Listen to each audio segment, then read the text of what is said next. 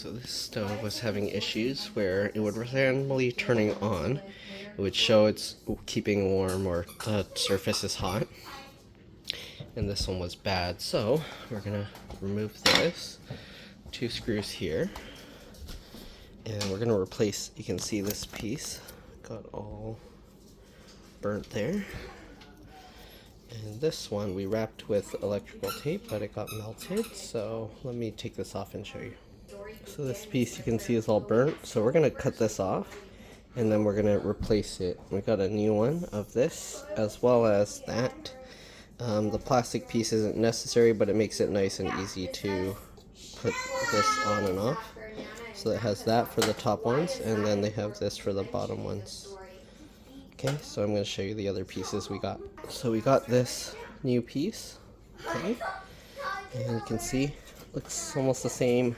The amperage is different. This is 8.9 to 11 amps. I'll show you what the other one is in a bit, but yeah, okay, and then we got this connector that we're going to have to clamp onto the new wire. Okay, so there's 2 screws, then we can take that out. This piece, it just comes off by grabbing this and kind of wiggling it and pulling it off. Oops, did I? Okay, no, that's just how it was. I thought I... But if you wanted to take this off, it basically comes out like that. Okay, we're just going to put this one back on there. And that was actually really loose fitting. Like, this feels like it comes out easily. This new connector, it's not easy to take out. So yeah, so this should have a better grip and it shouldn't short out like that. Alright, let me take off the other one and show you. Alright, so I'm going to be using a PH2 screwdriver and we're just going to remove this. Okay. Might need 2 hands because that thing's just going to fall off now. So I'm going to have to be careful. Hold on. Okay, so you'll need 2 hands because after you let that, it's going to fall out. Either that or leave these wires attached so that way this will kind of just fall. So I'm going to have to... So we're going to take this out, okay, just like that. And here you can see what they look like side by side. Okay, you can see this one is 10 amps to 11.5 amps, and this is 8.9 to 11 amps. So in theory, this should heat up a little bit less than the old one, but that's okay. All right, we don't need the full heat, and we don't need it to burn like that. So you can see that one burned. Okay. So it's like burning in there, and then it caused a short, melted that. Yeah, and then one thing with this. Oh, let me take this thing off real quick. Okay, so the thing with this one is a little bit longer. I don't know if I can get it. Oh, maybe if I just put them like this. Okay, you can see this one's a bit longer, so it doesn't quite reach. Alright, so I'm going to have to figure out a way to... Let's see, so if I line them up, you can see this one extends out. And this actually has looks like a breakaway point here. So we'll probably have to take that out, otherwise it'll be too long. We'll screw this in place just so you can see, and then, yeah. Okay, so here's the new one installed. And you can see if we put this on here, I mean, it works, but it sticks out quite a bit. So, because we don't want it sticking out that far to have this giant gap here, we're gonna break off that excess. Okay, you can see this has like my whole finger can fit there. This one I can't. So, basically gonna snap this off, and let me get a tool to do that. Okay, so I'm gonna turn this upside down because I noticed there's this band here. I'm gonna see if I can pull that thing off separately. So, oops. Let's see if we can grab this piece somehow. Huh, I don't know if that will come off or not. So, let's see. Can I somehow get this little black clip off? I might need 2 hands to do that, or like a flathead screwdriver. So let me see, I'll try a flathead screwdriver in there and try and pop that off. Okay, or we can try and just cut this off. This has these little things to cut it, so we're gonna put it in there and see if we can cut this off somehow. Nope, it's super strong. So I need a end cutter for this or something. So let me get that. I'll be back. Okay, so I found a tool to break that off. Now we just need to take this thingy off. Hopefully it comes out. Oh, there we go. Good enough. We'll just break that off. And now, oops, that's upside down, right? Turn it. There we go. And now you can see we've got the same length here and here. Oh no, this tab should have been brought over. We actually needed this tab. Now it's gonna fall off. So we actually wanted to transfer this piece over, but I don't know, it wouldn't come off. So let me see if I can get that out. Alright, well, the metal piece, I got it off, but because it broke, normally you would attach it here so it can hold. So now this is too loose. So what I'm going to do is I'm going to put some kind of tape or something around here, so when I push this on, it will hold it on. So let me go get something. Okay, so I just got some paper towel that's a little bit wet. We're going to put that over it, just like this.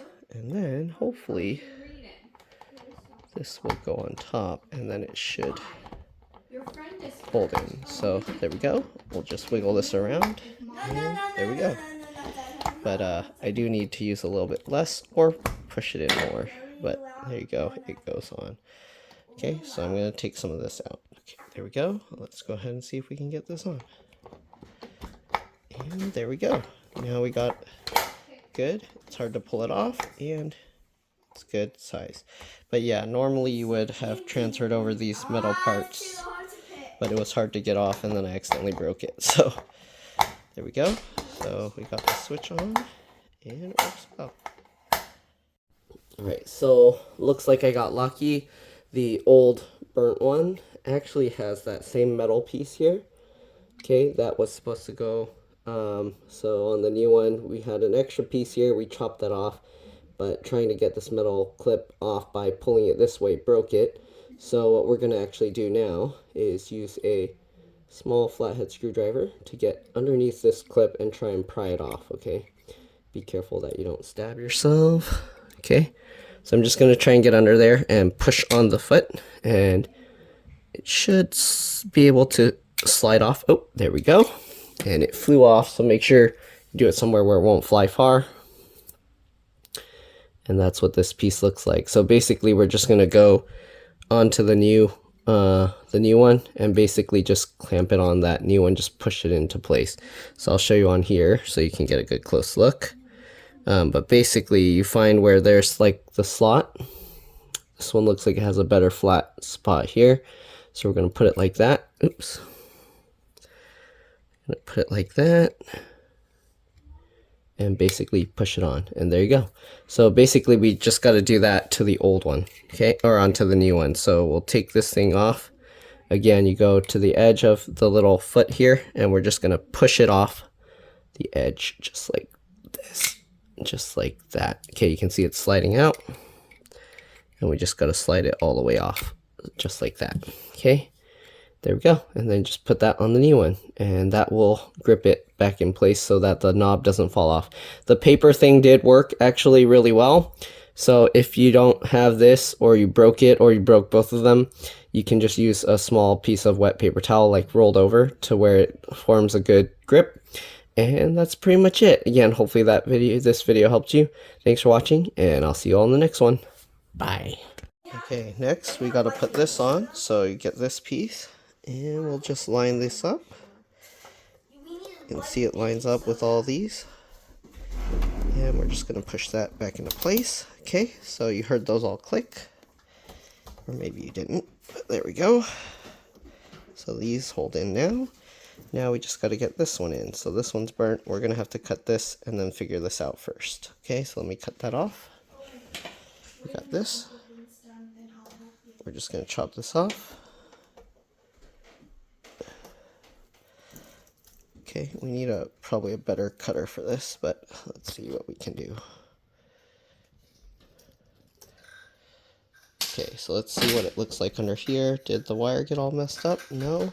Okay, I'm going to have to strip some of this stuff off so that we can get it into this new one and then clamp it on. So how far?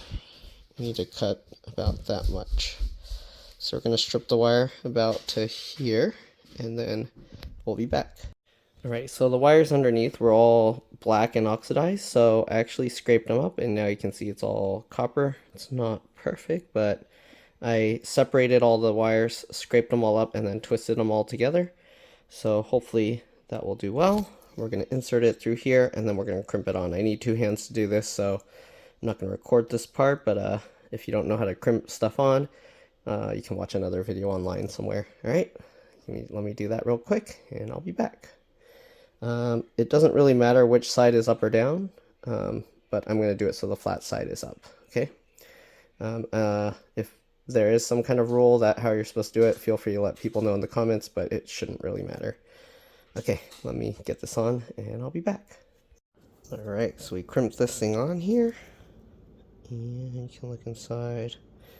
Didn't have an actual crimping tool, so I used pliers and a really strong thing to pinch that on. But anyways, we'll get this connected here. Plug that in. Alright. And then this one, because it's broken, we're going to have to plug in separately. I might have to snip this extra plastic off.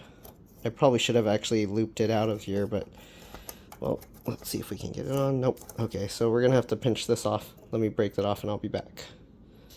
Alright, so broke that piece off, and let's see if I can get this back on there now. Line that up. So difficult to line this up. Come on. Might have to cut more of it off. This might be in the way. Yeah. Oh, there we go. Okay. Okay, so now we got that all plugged in. If you really wanted to, you could actually glue this on so that you have this connector back as one piece, okay? But really, we only needed that. Alright, now for testing, we're going to take all the stuff off the stove. We're going to go ahead and power this up and see how it works. Okay, so, cleared everything off. Now, we just got to plug this thing in. Alright, so get that, plug that back in. Oops. Plug this. Okay, plug that guy in. There we go. Alright, turned itself on. You can see it's showing the date and time. Now let's go ahead and test this. Turn it to high. You can see it says cooktop on, cooktop hot. I definitely feel it's hot and it's lighting up. Turn this back off and it should be going off. We'll probably have to wait a bit, see if the cooktop hot goes away. And then we should be good. I'll probably have to test this boiling a thing of water. So I'll do that. Make sure that nothing is burning back here. We should be good to go. When it has power, you don't want to touch this because you don't know what's going on. You might get electrocuted. It might be super hot. So be careful not to touch anything metal here. This one has a plastic coated over it, so it's okay to touch the plastic, but if you touch the metal pieces, you don't know, you might get shocked or anything else, especially if something's wrong with the circuit here. Earlier I took off this glass top to take a look at the heating element. It has like cracks in the insulation area around it, and then when I touched the metal after unplugging it, it electrocuted me a little. Luckily it wasn't really bad, but yeah, you want to be very careful if stuff is plugged in. Okay, so you can see here it's not saying cooktop hot anymore. I mean, it's warm, but it's not hot. Only last thing left to check is to boil some water on it and see how it does. All right, but other than that, that's pretty much it. Thanks for watching, and I'll see you on the next one. Hopefully this helped you with your stove, because it's much cheaper than buying a new one. I forgot how much the part was. I think it was like 20-30 bucks, something like that. And then the little thing, I could only find a pack of like 10 of them, was like 5-10 bucks, something like that. So yeah, if you need help finding these parts, let me know. You do want to check the amperage rating of yours so you don't have too low of an amperage rating. There were a whole bunch of like compatible models, but some were like much lower. I couldn't find any that went as high as the original. So that's pretty much it. See you guys later. Bye. Okay, so as you can see, the water is boiling. It's set too high. I think it should be good. Of course, it is a little bit, again, less power than the other one, because this one allows for 11.5 amps, the other one's only 11. But here you can see there's a 2700 watt. I don't know if the other one, what did it say there? does it say 2400 watt? So yeah, so it uses 300 less watt at the high, on the high setting. So it will be a little bit less hot than the original one, but I couldn't find the exact replacement. So one good thing about that is there should be a lot less risk of it burning out again because it's not running as high. So yeah, water's boiling, it's good. Nothing in here is burning. Everything smells fine. I don't have any burnt smell other than kind of the faint burnt smell from what burnt a long time ago. So I think we're good to go. Alright, that's pretty much it. And yeah, of course after turning it off it will say cooktop hot. You gotta wait a while, and then when it cools down it should be good to go. So before it was shorted out and then it was causing it to staying cooktop hot because it was kind of just still getting power even though it was off. But yeah, I think I left the screws out, so if I did, I'll open this up and just show you what it looks like in there. The heating elements are also really easy to replace if those somehow break. Alright, give me a second. Okay, so to remove or open up to get to the heating elements, there are two screws under here. Oh, I put those back actually. Let me take those back out, and then basically this thing lifts up pretty easily and it slides out this way. There's little circle rings here with those slide off connectors, and then there's little clips that you just push in, and then when you push it in you can lift it up. Let me take that out real quick and I'll just show you what it looks like inside. I'm not going to be taking things out though. Okay, so after we took out the screw here, oops, sorry, one there, and one, what am I looking at? One here. You can simply be careful, make sure, because it's hot, you don't want to touch the hot area, but you can go ahead and lift this up. Okay, and you can see there's the heating elements. Okay, there's multiple different ones. There are also model numbers on the individual ones. I think it was on those boxes there somewhere. You can see the wires that plug in to allow it to heat. And it shouldn't be cracked like this, so this has cracks on it, like there. I don't know why, but all the big ones have cracks in it.